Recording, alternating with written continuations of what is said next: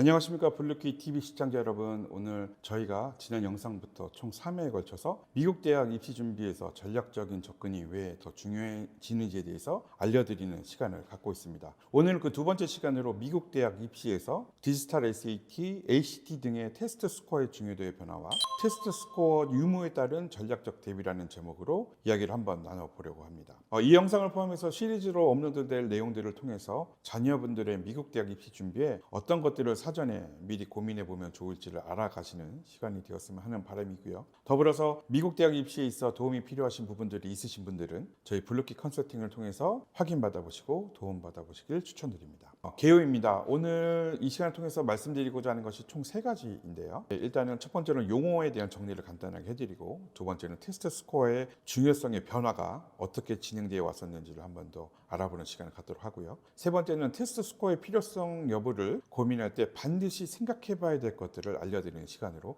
오늘 이야기를 진행해 보려고 합니다. 첫 번째는 용어 정리입니다. 지금 용어 정리는 옆에 보시는 것처럼 총 3가지의 용어들이 있습니다. 첫 번째는 테스트 옵셔널, 두 번째는 테스트 블라인드, 세 번째는 테스트 리퀴드, 이렇게 3가지로 정리를 해봤는데요. 테스트 옵셔널이라는 용어는 말 그대로 선택입니다. 학생들이 대학을 지원함에 있어서 SAT나 ACT와 같은 성적들을 제공을 해도 되고 제공을 하지 않아도 된다라는 대학 측에서의 그 요구사항에 대한 내용이고요. 두 번째는 테스트 블라인드는 테스트를 입시 프로세스에서는 절대 고려하지 않겠다, 제출하지 말아라 하는 의미라고 보시면 될 것 같습니다. 세 번째로 테스트 리콰이어드는 테스트를 반드시 제출해야 되고 그 테스트 스코어는 입시 프로세스에서 중요한 팩터로 반영되게 될 것이다 라는 용어로 정리가 되면 좋을 것 같습니다. 두 번째, 테스트 스코어의 중요도의 변화가 어떻게 되어 왔는지에 대해서 한번 제가 정리를 좀 해봤는데요. 첫 번째는 이제 좀 과거부터 계속 꾸준하게 제기되고 있었던 무용론의 대두입니다. 무용론이 대두된 이유는 첫 번째는 표준화된 시험의 공정성에 대한 의문입니다. 과연 이 테스트가 과연 학생들에게 있어서 좀 학생들의 그 잠재력을 정확하게 반영할 수 있느냐, 그렇게는 테스트 하나로 학생들을 평가하기는 좀 그렇다라는 내용들로 또한 학생들에게 불이익을 줄 수도 있다는 우려가 있었습니다. 두 번째는 다양성과 포용성에 대한 요구 증가가 있었습니다. 학생들을 평가함에 있어서 다양성을 존중하고 포용하는 대학들이 늘어나게 되었습니다. 아무래도 표준화된 스코어로 시험에 의해서 학생들을 평가하는 것들이 쉽지 않아졌고, 또 그런 의문이 높아지게 되면서 학생들의 다양한 배경과 능력을 고려하는데 폭넓고 포괄적인 입시 평가 방식에 대한 요구가 커지게 되었습니다.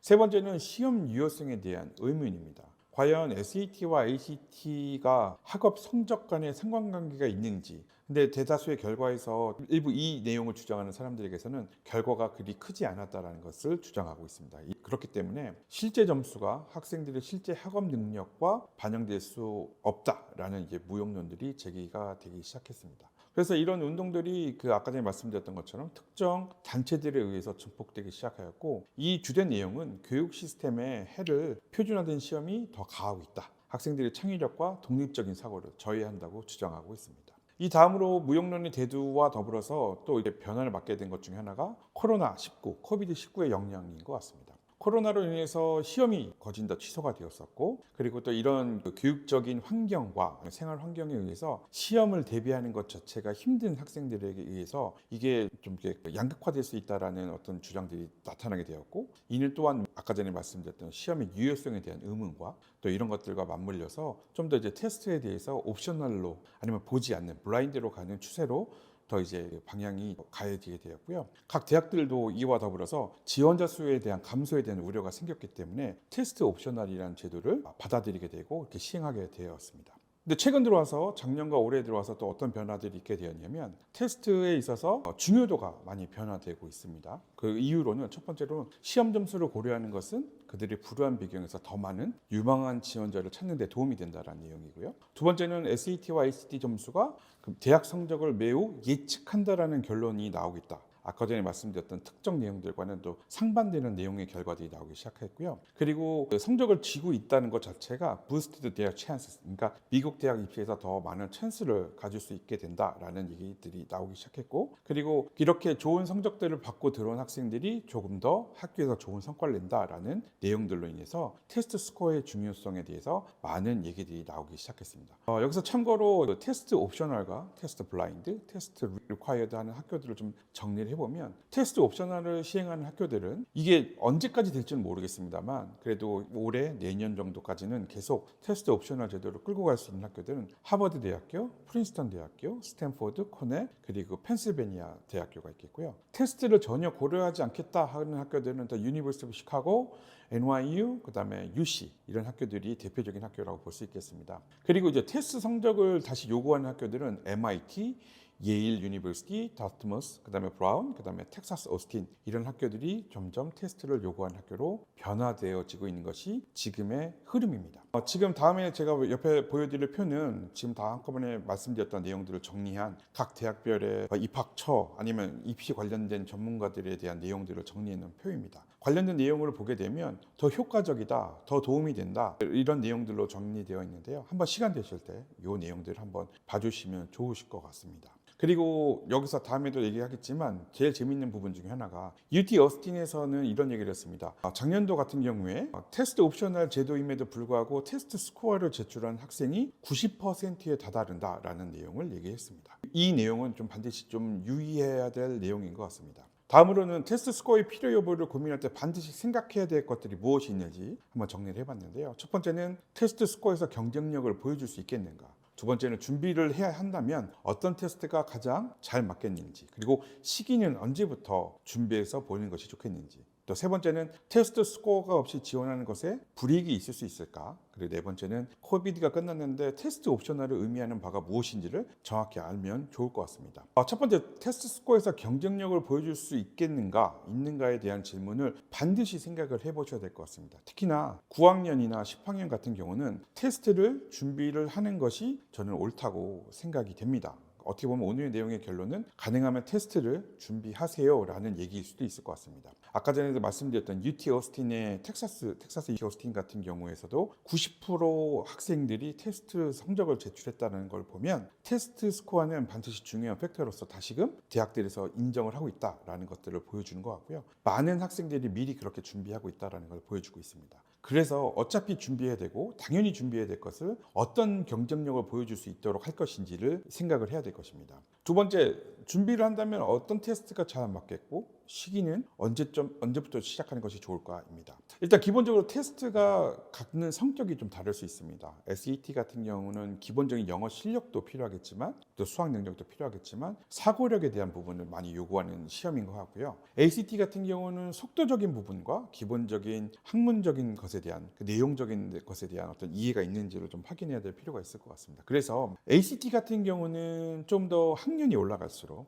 그리고 기본적으로 속도가 좀 있는 친구들, 그러니까 읽기 속도가 좀 빠른 친구들, 그리고 그 내용을 집중력 있게 끌고 갈 수 있는 학생들에게 추천하는 시험인 것 같고요. 그래서 대다수 학생들에게는 11학년 아니면 12학년에 거의 다다랐을 때 보는 걸 추천드리고요. SAT 같은 경우는 아무래도 기본적으로 언어 능력, 그러니까 영어에 대한 활용 능력도 있어야겠지만 언어력이라고 할 수 있는 부분들이 반드시 갖춰져야 될 것 같고요. 그래서 시기는 조금은 SAT는 미리미리 준비하면 좋을 것 같습니다. 어차피 SAT 시험을 잘 분석해 보면 미국 학제에서의 공부에서 요구하는 실력들과 맞닿아 있기 때문에 제가 생각했을 때는 좀 저학년 때부터 언어력에 대해서 또 영어 활용 능력에 대해서 많이 좀 공부를 그리고 준비를 해놓으시면 좋을 것 같습니다. 세 번째, 테스트 스코어가 없이 지원하는 것에 대한 불이익이 있을까요? 이건 아까 전에도 말씀드렸다시피 이미 코로나가 끝난 지도 오래됐는데 그리고 테스트를 보지 않는다는 것에 대해서 분명 학교 입장에서는 의구심을 가질 수 있는 부분이라고 생각합니다. 그러나 옵셔널이기 때문에 고려하지 않을 수도 있다고 하지만 아까 전에 말씀드렸던 것 같이 90% 이상의 학생들이 테스트 점수를 제출을 하고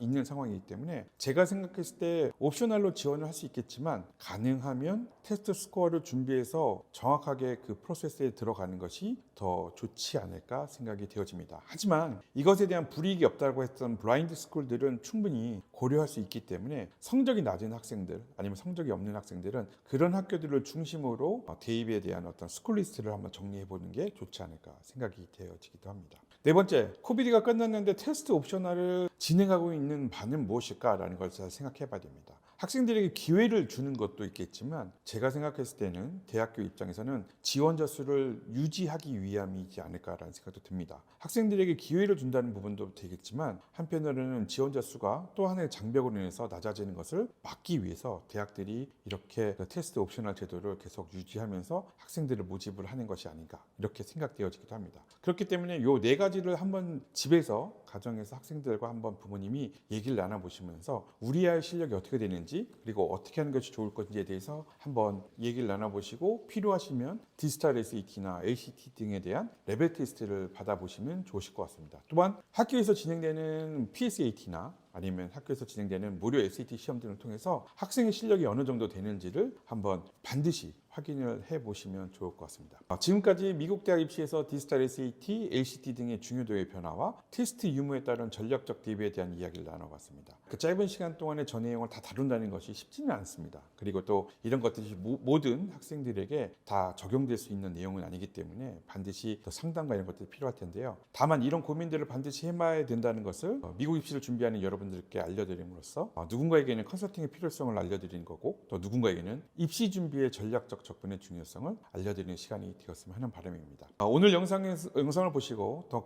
궁금한 질문들이 있으시다면 댓글을 통해서 질문을 해주시거나 아니면 저희 블루키 카카오 채널을 통한 질문을 해주시면 언제든지 성심성의껏 질문에 답변 드릴 수 있도록 하겠습니다. 다음 시간에는 엑스트라 커리큘러 액티비티와 코스의 방향성 설정 및 스토리텔링의 중요성의 증대라는 주제로 찾아뵙도록 하겠습니다. 감사합니다.